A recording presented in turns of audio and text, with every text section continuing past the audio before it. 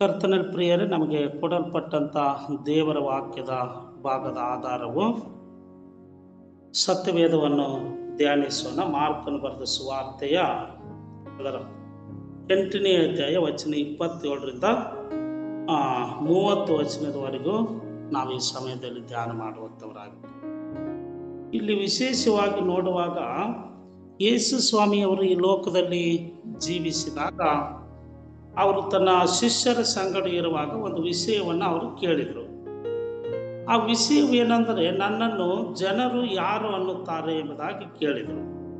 ಯೇಸು ಸ್ವಾಮಿ ತನ್ನ ಶಿಷ್ಯರಿಗೆ ನನ್ನನ್ನು ಯಾರು ಅನ್ನುತ್ತಾರೆ ಎಂಬುದಾಗಿ ಕೇಳಿದಾಗ ಅವರು ಉತ್ತರವಾಗಿ ಹೇಳಿದರು, ಕೆಲವರು ಸ್ನಾನಿಕನಾದ ಯೋಹಾನನ್ ಅನ್ನುತ್ತಾರೆ, ಕೆಲವರು ಯೆರೆಮೀಯನು ಅನ್ನುತ್ತಾರೆ, ಕೆಲವರು ಎಲಿಯನು ಅನ್ನುತ್ತಾರೆ, ಕೆಲವರು ಪ್ರವಾದಿಗಳಲ್ಲಿ ಒಬ್ಬನಾಗಿರಬಹುದು ಎಂಬುದಾಗಿ ಜನರು ನಿಮ್ಮನ್ನು ಗುರುತಿಸಲ್ಪಡುತ್ತಾರೆ ಸ್ವಾಮಿ ಎಂಬುದಾಗಿ ಹೇಳಿದರು. ಅಲ್ಲಿ ಸ್ವಾಮಿಯವರು ಮತ್ತೆ ಪ್ರತ್ಯುತ್ತರವಾಗಿ ಅವರಿಗೆ ಇನ್ನೊಂದು ಮಾತನ್ನು ಕೇಳಿದರು, ನೀವು ನನ್ನನ್ನು ಯಾರು ಅನ್ನುತ್ತೀರಿ? ಕ್ರಿಸ್ತನಲ್ಲಿ ಪ್ರೀತಿಯುಳ್ಳ ಪ್ರಿಯರೇ, ನೀವು ನನ್ನನ್ನು ಯಾರು ಅನ್ನುತ್ತೀರಿ ಎಂಬುದಾಗಿ ಹೇಳಿದಾಗ ಅಲ್ಲಿ ಪೇತ್ರನು ಹೇಳ್ತಾನೆ, ಸ್ವಾಮಿ ನೀನು ಬರಬೇಕಾಗಿರುವ ದೇವರ ಕುಮಾರನು ಎಂಬುದಾಗಿ. ಅಲ್ಲಿ 29ನೇ ವಚನದಲ್ಲಿ ನಾವು ನೋಡುವಾಗ, ನೀನು ಬರಬೇಕಾಗಿರುವ ಕ್ರಿಸ್ತನು ಎಂದು ಉತ್ತರವನ್ನು ಕೊಟ್ಟನು. ಇಲ್ಲಿ ಮತ್ತಾಯನ ಬರೆದ ಸುವಾರ್ತೆಯಲ್ಲಿ ಬಹಳ ಅರ್ಥಗರ್ಭಿತವಾಗಿ ಇದು ಬರೆಯಲ್ಪಟ್ಟಿದೆ ಪ್ರಿಯರೇ. ಅಲ್ಲಿ ನೋಡುವಾಗ ಮತ್ತಾಯನ ಬರೆದ ಸುವಾರ್ತೆಯಲ್ಲಿ ಅದಕ್ಕೆ ಇನ್ನೂ ವಿವರವಾಗಿ ಮತ್ತಾಯನ ಬರೀತೇನೆ. ಇಲ್ಲಿ ನೋಡುವಾಗ ಪೇತ್ರನು ಹೇಳ್ತಾನೆ ಏನಂದ್ರೆ, ನೀನು ಬರಬೇಕಾಗಿರುವ ದೇವರ ಕುಮಾರನು ಕ್ರಿಸ್ತನು ಎಂಬುದಾಗಿ ಹೇಳಿದಾಗ ಸ್ವಾಮಿಯವರು ಅದಕ್ಕೆ ಹೇಳ್ತಾರೆ, ನೀನು ಯೋನನ ಮಗನಾದ ಸೀಮೋನನೇ, ನೀನು ಧನ್ಯನು ಎಂಬುದಾಗಿ. ಕ್ರಿಸ್ತನಲ್ಲಿ ಪ್ರೀತಿಯುಳ್ಳ ಪ್ರಿಯರೇ, ಇಲ್ಲಿ ಪ್ರಥಮ ಬಾರಿಗೆ ಅವರು ಏನ್ ಮಾಡಿದ್ರು ಅಂದ್ರೆ, ಅವರ ಆತ್ಮೀಯ ಕಣ್ಣುಗಳು ತೆರೆಯಲ್ಪಟ್ಟವು. ಅವರ ಆತ್ಮೀಯ ಕಣ್ಣುಗಳು ತೆರೆಯಲ್ಪಟ್ಟಾಗ ಆತನು ಹೇಳಿದನು, ನೀನು ಬರಬೇಕಾಗಿರುವ ದೇವರ ಕುಮಾರನು ಎಂಬುದಾಗಿ ನಾನು ಇದನ್ನು ನಂಬುತ್ತೇನೆ ಸ್ವಾಮಿ ಅಂದಾಗ ಆತನು ನೀನು ಧನ್ಯನು ಎಂಬುದಾಗಿ ಇದರ ಆಶೀರ್ವಾದವನ್ನು ಆತನು ಹೊಂದಿಕೊಂಡರು. ಇಲ್ಲಿ ಪೇತ್ರನು ಹೇಳ್ತಾನೆ ಏನಂದ್ರ, ಜೀವ ಸ್ವರೂಪನು ದೇವರ ಕುಮಾರನು ಎಂದು ಉತ್ತರ ಕೊಟ್ಟನು. ಆಗ ಪೇತ್ರನ ಕಣ್ಣುಗಳು ಏನಾಗಿದ್ವು ಅಂದ್ರೆ ಪ್ರಿಯರೇ, ಆತ್ಮೀಕವಾಗಿ ತೆರೆಯಲ್ಪಟ್ಟವು. ಇದು ಆತ್ಮೀಕವಾದಂಥ ಒಂದು ವಿಷಯವಾಗಿದೆ. ಯಾವಾಗ ಒಬ್ಬ ಮನುಷ್ಯನ ಕಣ್ಣುಗಳು ಆತ್ಮೀಕವಾಗಿ ತೆರೆಯಲ್ಪಡ್ತವೋ ಆವಾಗ ದೇವರ ವಿಷಯಗಳು, ದೇವರ ರಹಸ್ಯಗಳು ನಮಗೆ ಅರ್ಥಗರ್ಭಿತವಾಗಿ ತಿಳಿದುಕೊಳ್ಳಿಕ್ಕೆ ಅವು ಸಹಾಯ ಮಾಡ್ತಿದ್ದವು. ಅದಕ್ಕೆ ದಾವೀದನು ಹೇಳ್ತಾನೆ, ಸ್ವಾಮಿ ನನ್ನ ಕಣ್ಣುಗಳನ್ನು ತೆರೆ, ಹಾಗೆ ನಿನ್ನ ಧರ್ಮಶಾಸ್ತ್ರದ ಅದ್ಭುತಗಳನ್ನು ನಾನು ಕಂಡುಕೊಳ್ಳು. ನೋಡ್ರಿ, ಆಗಿನ ಯೇಸು ಸ್ವಾಮಿಯ ಜೀವಿತ ಕಾಲದಲ್ಲಿ ಆತನನ್ನು ಸ್ವಂತ ಕ್ರಿಸ್ತನೆಂಬುದಾಗಿ ಅನೇಕ ಒಂದು ಜನರು ಸ್ವೀಕರಿಸದೇ ಇಲ್ಲ. ಅವರು ಹೇಳಿದಾಗ ಕೆಲವರು ಪ್ರವಾದಿಗಳಂತ ಇದ್ರು, ಕೆಲವರು ಎಲಿಯನು, ಕೆಲವರು ಸ್ನಾನಿಕನಾದ ಯೋಹಾನನು, ಈ ರೀತಿಯಾಗಿ ಗುರುತಿಸಲ್ಪಡ್ತಾ ಇದ್ರು. ಈಗಿನ ಒಂದು ಕಾಲದಲ್ಲಿ ಕೂಡ ಯೇಸು ಸ್ವಾಮಿ ನಮ್ಮ ಒಡೆಯನು ರಕ್ಷಕನೆಂದು ಯಾರು ಕೂಡ ಒಪ್ಪಿಕೊಳ್ಳಿಕ್ಕೆ ಅಷ್ಟು ಸುಲಭವಾಗಿ ಮುಂದೆ ಬರುವುದಿಲ್ಲ. ಆ ಒಂದು ದೇವರು, ಈ ಒಂದು ದೇವರು ಎಂಬುದಾಗಿ ಅನೇಕ ಕಾರಣಗಳನ್ನು ಹೇಳುವಂಥವರಾಗಿದ್ದಾರೆ. ಕರ್ತನಲ್ಲಿ ಪ್ರೀತಿಯುಳ್ಳ ಪ್ರಿಯರೇ, ಯಾವಾಗ ಒಬ್ಬ ಮನುಷ್ಯನು ನಿಜವಾಗಿ ದೇವರನ್ನು ನಂಬಿ ತನ್ನ ಹೃದಯದಲ್ಲಿ ಅಂಗೀಕರಿಸಿಕೊಂಡು ಆತನು ಪಾಪದ ಪಾಲಿಗೆ ಸತ್ತು ನೀತಿಯ ನಿಮಿತ್ತವಾಗಿ ಹುಟ್ಟಲ್ಪಡ್ತಾನೋ ಹಾಗೆ ಅವನ ಕಣ್ಣುಗಳು, ಆತ್ಮೀಕವಾದಂಥ ಕಣ್ಣುಗಳು ತೆರೆಯಲ್ಪಡ್ತಾ ಇದೆ ಪ್ರಿಯರೇ. ಅವನ ಲೌಕಿಕವಾದ ಕಣ್ಣುಗಳು ಮುಚ್ಚಲ್ಪಡ್ತಾ ಇದೆ. ಆತ್ಮೀಕವಾದಂಥ ಕಣ್ಣುಗಳು ತೆರೆಯಲ್ಪಟ್ಟಾಗ ಅವನು ದೇವರನ್ನು, ದೇವರ ವಾಕ್ಯವನ್ನು ಅರಿತುಕೊಂಡು ಅದರಂತೆ ಜೀವಿಸಲು ಸಹಾಯವನ್ನು ಮಾಡುವಂತಹದ್ದಾಗಿರ್ತದೆ. ಇಲ್ಲಿ ಮತ್ತಾಯನ ಬರೆದ ಸುವಾರ್ತೆ ಅದರ 16ನೇ ಅಧ್ಯಾಯದಿಂದ 26 ವಚನದವರೆಗೂ ನೋಡುವಾಗ ಅಲ್ಲಿ ಯೇಸು ಸ್ವಾಮಿ ಮುಂದುವರಿಸಿ ಹೇಳ್ತಾನೆ, ನೀನು ಬಂಡೆ ಎಂಬುದಾಗಿ. ಬಂಡೆ ಅಂದ್ರೆ ಅದು ಒಂದು ನಂಬಿಕೆಯ ಸಂಕೇತವಾಗಿದೆ, ಮತ್ತೆ ಅದು ಒಂದು ಗಟ್ಟಿ ಆಗಿರುವಂಥದ್ದಾಗಿದೆ. ಅದು ಪಾತಾಳದ ಶಕ್ತಿಯು ಕೂಡ ಅದನ್ನು ಸೋಲಿಸಲಿಕ್ಕೆ ಆಗುವುದಿಲ್ಲ. ಕರ್ತನಲ್ಲಿ ಪ್ರೀತಿಯುಳ್ಳ ಪ್ರಿಯರೇ, ಇದು ಒಂದು ದೇವರ ವಾಕ್ಯದ ತಾತ್ಪರ್ಯವಾಗಿರುವಂಥದ್ದಾಗಿದೆ. ಒಬ್ಬ ಮನುಷ್ಯನು ಲೋಕವನ್ನು ತ್ಯಜಿಸಿ ಯಾವಾಗ ಕ್ರಿಸ್ತನನ್ನು ಹಿಂಬಾಲಿಸುತ್ತಾನೋ, ನಿಜವಾಗಿ ತನ್ನ ಜೀವನದಲ್ಲಿ ಒಂದು ಮನಪರಿವರ್ತನೆಯನ್ನು ಹೊಂದಿ ದೇವರ ಕಡೆಗೆ ತಿರುಗಿಕೊಳ್ಳುತ್ತಾನೋ, ಹಾಗೆ ಅವನ ಹೃದಯದ ಅಂತರಾಳವು ತೆರೆಯಲ್ಪಡುವಂಥದ್ದನ್ನು ನೋಡುತ್ತೇವೆ. ನಾವೀಗ ಒಬ್ಬ ದೇವರ ಸೇವಿಕೆಯ ಬಗ್ಗೆ, ಬಲವಾಗಿ ದೇವರ ಸೇವೆಯನ್ನು ಮಾಡಿದಂಥ ಒಬ್ಬ ಸ್ತ್ರೀ ಬಗ್ಗೆ ನಾವೀಗ ನೋಡೋಣ. ಅವರ ಹೆಸರು ಬಂದ್ಬಿಟ್ಟು ಏಲಿಯನ್ ಅಂಡ್ ರಾಸರ್ ಎಂಬುದಾಗಿ. ಇವರು ಒಂದು ಮೂಲತಃ ವಾಸಸ್ಥಳ ಬಂದ್ಬಿಟ್ಟು ಇವರು ಅಮೆರಿಕದ ಫ್ಲೋರಿಡಾದ ಜಾಕ್ಸ್ವಿಲಿಯಲ್ಲಿ ಇವರು ಜನಿಸಲ್ಪಡ್ತಾರೆ ಪ್ರಿಯರೇ. ಕ್ರೈಸ್ತ ಕುಟುಂಬದಲ್ಲಿ ಇವರು ಬೆಳೆಯಲ್ಪಟ್ಟರು ಎಂಬುದಾಗಿ ನೋಡಿದೆ. ನಾವು ಕಳೆದ ವಾರದಿಂದ ಇದನ್ನು ಧ್ಯಾನ ಮಾಡುವಾಗ ಇವರ ಒಂದು ಜೀವಿತದಲ್ಲಿ ಪ್ರಾಮುಖ್ಯವಾಗಿ 3 ವಿಷಯ ಕಂಡು ಬರುವಂತವಾಗಿದೆ ಪ್ರಿಯರೇ. ಮೊದಲನೇದಾಗಿ ಜೀವನವನ್ನು ಸಮರ್ಪಣೆ, ಎರಡನೇದಾಗಿ ದೇವರಿಗೋಸ್ಕರ ತ್ಯಾಗ, ಮೂರನೇದಾಗಿ ದೇವರ ಮೇಲಿಟ್ಟಂತ ಅಪಾರವಾದ ನಂಬಿಕೆ ಎಂಬುದಾಗಿ. ಕ್ರಿಸ್ತನಲ್ಲಿ ಪ್ರೀತಿಯುಳ್ಳ ಪ್ರಿಯರೇ, ಸಮರ್ಪಣೆ ಎಂಬುದಾಗಿ ನಾವು ನೋಡುವಾಗ ಇವರು ಒಂದು ಐಗುಪ್ತ ದೇಶಕ್ಕೆ ಇವರು ಸಂಬಂಧಪಟ್ಟ ಹಾಗೆ ಅಲ್ಲಿ ನೈಲ್ ನದಿ ತಾಯಿ ಎಂದು ಕರೆಯಲ್ಪಡುವ ಮತ್ತು ಈಜಿಪ್ಟಿನಲ್ಲಿ ಮೊದಲು ಅನಾಥಾಶ್ರಮವನ್ನು ಸ್ಥಾಪಿಸಿದ ಗವರ್ನರ್ ಅಮೆರಿಕನ್ ಕ್ರೈಸ್ತ ಸುವಾರ್ತೆಯ ಲಿಲಿಯನ್ ಅಂಡ್ ಟ್ರಾಸರ್ ಎಂಬುದಾಗಿ. ಇದು ಒಂದು ಐಗುಪ್ತ ದೇಶದಲ್ಲಿ ಈ ಒಂದು ಸ್ತ್ರೀಯನ್ನು ಗುರುತಿಸಲ್ಪಟ್ಟರು. ಆ ಒಂದು ಜನರು ಯಾವ ರೀತಿ ಗುರುತಿಸಲ್ಪಟ್ರು ಎಂಬುದಾಗಿ ನಾವು ನೋಡುವಾಗ ನೈಲ್ ನದಿಯ ತಾಯಿ ಎಂಬುದಾಗಿ ಹೇಳುವಾಗ ಇವ್ರಿಗೆ ಹೇಗೆ ಈ ಹೆಸರು ಬಂತು ಎಂಬುದಾಗಿ ನಾವು ನೋಡುವಾಗ, ಅಲ್ಲಿ ಮೋಸೆಯನ್ನು ತೆಗೆದುಕೊಂಡು ಹೋಗಿ ಒಂದು ಪುಟ್ಟಿಯಲ್ಲಿ ಇಟ್ಟು ಅಲ್ಲಿ ನೈಲ್ ನದಿಗೆ ಬಿಟ್ಟಾಗ ಅಲ್ಲಿ ಫರೋನನ ಕುಮಾರ್ತೆ ಆತನನ್ನು ತೆಗೆದುಕೊಂಡು ಆತನಿಗೆ ಆಕೆ ಶೋಷಣೆ ಪೋಷಣೆ ಎಲ್ಲವನ್ನು ಕೊಟ್ಟು ಮತ್ತೆ ಆತನಿಗೆ ವಿದ್ಯಾ ಅರ್ಹತೆಯನ್ನು ಅನುಗ್ರಹಿಸಿ ಎಲ್ಲವನ್ನು ಹಾಕಿ ಆತನಿಗೆ ವ್ಯವಸ್ಥೆ ಮಾಡಿರುವುದರಿಂದ ಆ ಒಂದು ತಂದೆ ತಾಯಿಯಿಂದ ತಳ್ಳಲ್ಪಟ್ಟಂತ ಮಗು ಅದನ್ನು ಯಾರಾದರೂ ತೆಗೆದುಕೊಂಡು ಹೋಗ್ಲಿ ಎಂಬುದಾಗಿ ಅಂದುಕೊಂಡು ಆ ಮಗುವನ್ನು ನೈಲ್ ನದಿಗೆ ಬಿಟ್ಟಂತ ಒಂದು ಅನಾಥ ಮಗುವನ್ನು ಆಕೆ ಏನ್ ಮಾಡ್ತಾಳಂದ್ರ ಆ ಒಂದು ಮಗುವನ್ನು ದತ್ತವಾಗಿ ಪಡೆದುಕೊಂಡು ಅದಕ್ಕೆ ಎಲ್ಲವನ್ನು ಶೋಷಣೆ ಪೋಷಣೆಯನ್ನು ಕೊಟ್ಟಂತ ವಿಷಯವನ್ನು ಅವರು ಮನಸ್ಸಿನಲ್ಲಿಟ್ಟುಕೊಂಡು ನೈಲ್ ನದಿಯ ತಾಯಿ ಎಂಬುದಾಗಿ ಇವರಿಗೆ ಹೇಳಲ್ಪಡುವಂಥದ್ದಾಗಿದೆ. ಕ್ರಿಸ್ತನಲ್ಲಿ ಪ್ರೀತಿಯುಳ್ಳ ಪ್ರಿಯರೇ, ಇವರ ಜನನ ಬಂದ್ಬಿಟ್ಟು ಇದೇ ದಿನ ಸೆಪ್ಟೆಂಬರ್ 27, 1887ರಲ್ಲಿ ಅಮೆರಿಕ ದೇಶದಲ್ಲಿ ಇವರು ಜನಿಸಲ್ಪಡ್ತಾರೆ. ನಂತರ ಕ್ರೈಸ್ತ ಕುಟುಂಬದಲ್ಲಿ ಬೆಳೆದು ಚಿಕ್ಕ ವಯಸ್ಸಿನಲ್ಲಿಯೇ ತನ್ನ ಜೀವವನ್ನು ಕ್ರಿಸ್ತನಿಗೆ ಸಮರ್ಪಿಸಿದರು. ಇದು ಬಹಳ ಪ್ರಾಮುಖ್ಯವಾದಂಥ ಒಂದು ವಿಷಯವಾಗಿದೆ ಪ್ರಿಯ. ಕ್ರಿಸ್ತ ಒಂದು ಆ ಚಿಕ್ಕ ವಯಸ್ಸಿನಲ್ಲಿ, ಅಂದರೆ ಸಣ್ಣ ಒಂದು ವಯಸ್ಸಿನಲ್ಲಿಯೇ ದೇವರನ್ನು ಸ್ವೀಕರಿಸಿಕೊಂಡರು. ತನ್ನ ಸ್ವಂತ ರಕ್ಷಕನನ್ನಾಗಿ ಲಿಲಿಯನ್ ಅಂಟವರು ಆ ವಿಷಯವನ್ನು ಗ್ರಹಿಸಿಕೊಂಡು ನಂತರ ಆಕಿ ಕ್ರಿಸ್ತನಿಗಾಗಿ ತನ್ನನ್ನೇ ತಾನು ಸಮರ್ಪಣೆ ಮಾಡಿಕೊಟ್ಟುಬಿಟ್ಟಾಳು. ಅಂದರೆ ತನ್ನನ್ನು ತಾನು ಬಲಿದು ಮಾಡಿಕೊಂಡು ನಾನು ದೇವರ ಸೇವೆಯನ್ನು ಮಾಡಬೇಕೆಂಬುದಾಗಿ ಆಕೆ ಒಂದು ಬಹಳ ಒಂದು ಅಚ್ಚಲದಿಂದ ದೇವರ ಕಡೆಗೆ ತಿರುಗಿಕೊಂಡಳು. ನಂತರ ಆಕೆ ಏನ್ ಮಾಡ್ತಾಳ ಅಂದ್ರ ಸತ್ವೇದ ಒಂದು ಕಾಲೇಜಿಗೆ ಸೇರ್ಪಡೆ ಆಗ್ತಾಳ. ಅಲ್ಲಿ ವ್ಯಾಸಂಗ ಮಾಡಿ ನಂತರ ಅವಳು ಸ್ವಲ್ಪ ಸಮಯದವರೆಗೂ ಅಲ್ಲೇ ಅಮೆರಿಕ ದೇಶದಲ್ಲಿ ಒಂದು ನಂಬಿಕೆಯ ಸುವಾರ್ತೆ ಮತ್ತು ಅನಾಥಾಶ್ರಮದಲ್ಲಿ ಕೆಲಸ ಮಾಡಿದಳು. ಪ್ರಾರಂಭದಲ್ಲಿ ಚಿಕ್ಕ ವಯಸ್ಸಿನಲ್ಲಿ ದೇವರನ್ನು ಸ್ವೀಕರಿಸಿಕೊಂಡು ನಂತರ ಅಮೆರಿಕ ದೇಶದಲ್ಲಿ ಅಲ್ಲೇ ಇದ್ದುಕೊಂಡು ಆ ಒಂದು ಮಕ್ಕಳ ಸೇವೆಯನ್ನು ಮಾಡುತ್ತಾ ಮತ್ತೆ ಸುವಾರ್ತೆ ಒಂದು ಕೆಲಸದ ಅನಾಥಾಶ್ರಮದಲ್ಲಿ ಆಕೆಯಲ್ಲಿ ಮಕ್ಕಳ ಬಗ್ಗೆ ಸಹಾನುಭೂತಿ ಆಳವಾಯಿತು ಪ್ರಿಯರೇ. ಅಲ್ಲಿ ಏನ್ ಮಾಡಿದ್ರು ಅಂದ್ರ ಕಲಿತುಕೊಂಡು ಆ ಒಂದು ಆಶ್ರಮವನ್ನು ಮತ್ತೆ ಮಕ್ಕಳ ಆಶ್ರಮವನ್ನು ಎರಡನ್ನು ಕೂಡ ಆಕಿ ತನಿಖೆ ಮಾಡಿ ಅದಕ್ಕೆ ತನ್ನನ್ನು ಸಮರ್ಪಣೆ ಮಾಡಿಕೊಂಡು ನಾನು ದೇವರ ಸೇವೆಗಾಗಿ ಮೀಸಲಾಗಿರಬೇಕು, ನಾನು ದೇವರ ಸೇವೆಯನ್ನು ಮಾಡಬೇಕೆಂಬುದಾಗಿ ತನ್ನಲ್ಲಿ ತಾನು ತೀರ್ಮಾನ ಮಾಡಿಕೊಂಡಳು. ನಾವೀಗ ಪೌಲನ ಪತ್ರಿಕೆಯಲ್ಲಿ ನೋಡ್ತೇವಲ್ಲಿ ಏನಂದ್ರ ಕ್ರಿಸ್ತನ ಪ್ರೀತಿಯಿಂದ ನಮ್ಮನ್ನು ಯಾರು ಕೂಡ ಅಗಲಿಸಲಾಗುವುದಿಲ್ಲ.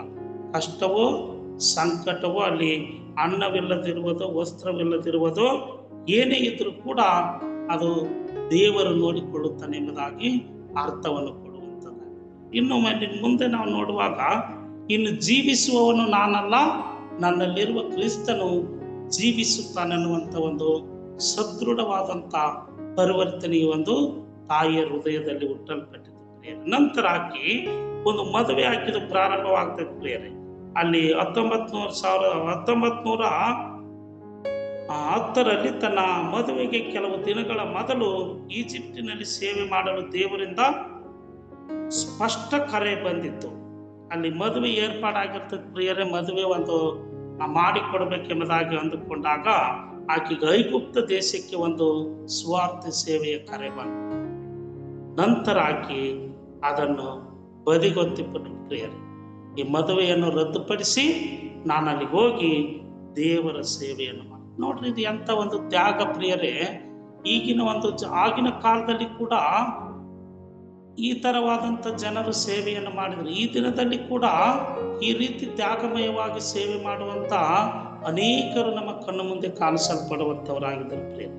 ಇಲ್ಲಿ ಏನಂದ್ರೆ, ಮದುವೆ ಮಾಡಿಕೊಂಡು ಒಂದು ಉತ್ತಮವಾದ ಜೀವನವನ್ನು ಜೀವಿಸಬಹುದಾಗಿತ್ತು ಈ ತಾಯಿ. ಆದ್ರೆ ಆಕೆ ಏನ್ ಮಾಡಿದ್ರಂದ್ರ, ಸೇವೆಗಾಗಿ ಅದನ್ನು ಬರೆದು ಮಾಡಿಕೊಂಡು ಬಿಟ್ಲು.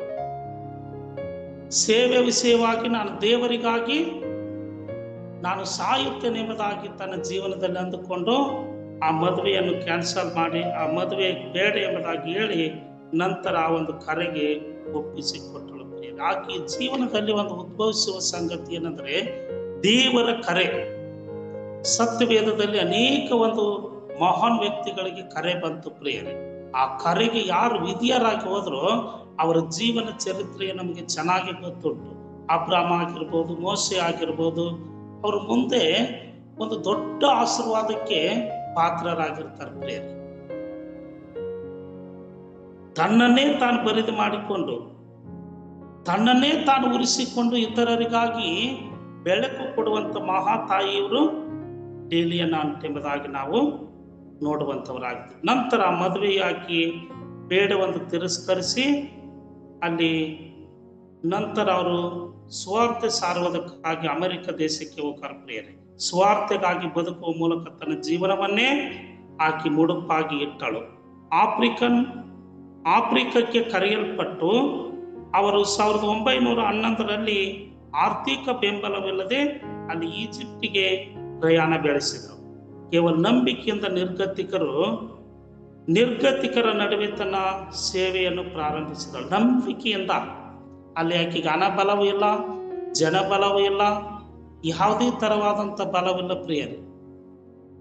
ಈ ರೀತಿಯಾಗಿ ಸೇವೆಯ ಹಂಬಲ ಆ ಒಂದು ಜೀವನ, ಆ ಒಂದು ಸ್ತ್ರೀಯ ಜೀವನದಲ್ಲಿ ಇರುವಾಗ ನಂಬಿಕೆಯಿಂದ ಆಕೆ ಹೊರಟು ಹೋಗಿದಳು. ಇದು ಬಹಳ ಮುಖ್ಯವಾದಂಥ ವಿಷಯವಾಗಿರ್ಬೋದು. ಈ ದಿನಗಳಲ್ಲಿ ನಾವು ಅನೇಕ ಮೂಲ ಸೌಕರ್ಯಗಳಿದ್ರು ಕೂಡ ಸೇವೆ ಮಾಡುವುದು ಕಷ್ಟ ಪ್ರಿಯರೇ. ಈಗ ಹಿಂದೆ 100 ವರ್ಷದ ಹಿಂದುಗಡೆ ಯಾವ ರೀತಿ ಇತ್ತು ಎಂಬುದಾಗಿ ಪರಿಸ್ಥಿತಿಯನ್ನು ಊಹಿಸಿಕೊಳ್ಳುವಾಗ ಅವತ್ತು ಬಹಳ ಕಷ್ಟಕರವಾದಂಥ ದಿನಮಾನಗಳವು.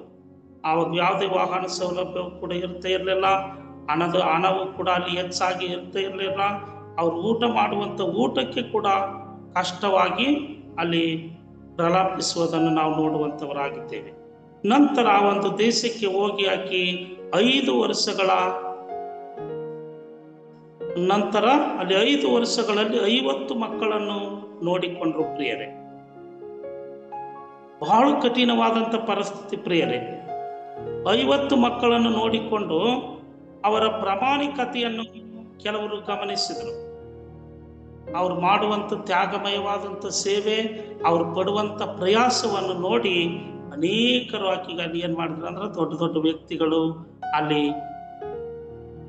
ಹಣವನ್ನು ಸಹಾಯ ಮಾಡಲಿಕ್ಕೆ ಮತ್ತೆ ಆರ್ಥಿಕ ಬೆಂಬಲವನ್ನು ಸಹಾಯ ಮಾಡಲಿಕ್ಕೆ ಅವರಿಗೆ ಕೈ ಜೋಡಿಸಿರುವುದನ್ನು ನಾವು ನೋಡುವಂಥವರಾಗಿದ್ದೇವೆ.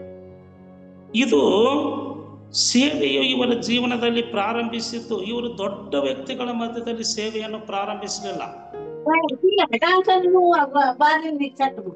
ನಾವು ದೊಡ್ಡ ಮಾಡಬೇಕು, ನಾವು ದೊಡ್ಡದಾಗಿ ಮಾರ್ಪಡಬೇಕು, ದೊಡ್ಡ ದೊಡ್ಡ ಕಾಣಿಕೆ ಬರುವಂತ ಒಂದು ಸ್ಥಳಗಳಿಗೆ ನಾವು ಹೋಗ್ಬೇಕು.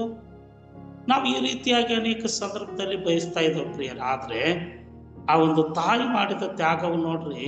ಅಲ್ಲಿ ನಿರ್ಗತಿಕರು ಅಂದ್ರೆ ತಳ್ಳಲ್ಪಟ್ಟಂಥವ್ರು ಅಥವಾ ಮುರಿಯಲ್ಪಟ್ಟಂಥವ್ರು, ಧಿಕ್ಕರಿಸಲ್ಪಟ್ಟಂಥವ್ರು, ಈ ರೀತಿಯಾದಂಥ ಸಣ್ಣ ಪ್ರಮಾಣದ ಜನರಲ್ಲಿ ಏನು ಸಿಗುತ್ತೆ ಅವರಿಗೆ? ಒಂದು ಕ್ಷಣ ನೀವು ಊಹಿಸಿರ್ತೀರಿ.